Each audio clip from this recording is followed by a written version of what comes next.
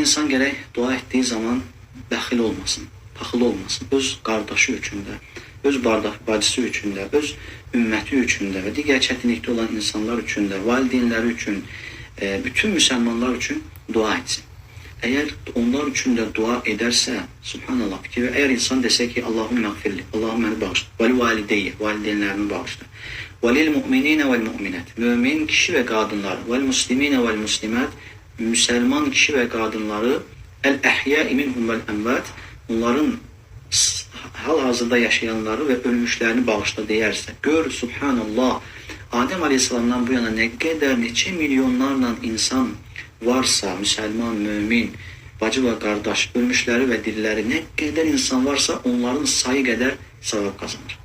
Yəni, subhanallah, insanın 5 saniyəsi keçər, amma milyonlarla, trilyonlarla savab 5 saniyə içərisində qazanır. Həm, yəni bu dua, insan bu duanı etdiyi zaman həm özü üçün faydası var və həmçində digər müsəlmanlar üçün faydası var. Çünki sənin etdiyin dua ilə onların günahları bağışlanar və dərəcələri arta bilər və cənnətə qovuşa bilərlər.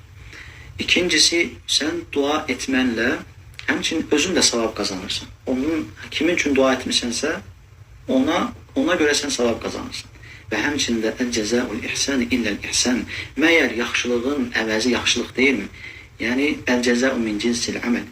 Yəni sən başqaları üçün dua edərsənsə, sabah sənin üçün də başqaları dua edir. Ona görə insan gərək etdiyi duada bəxil olmasın.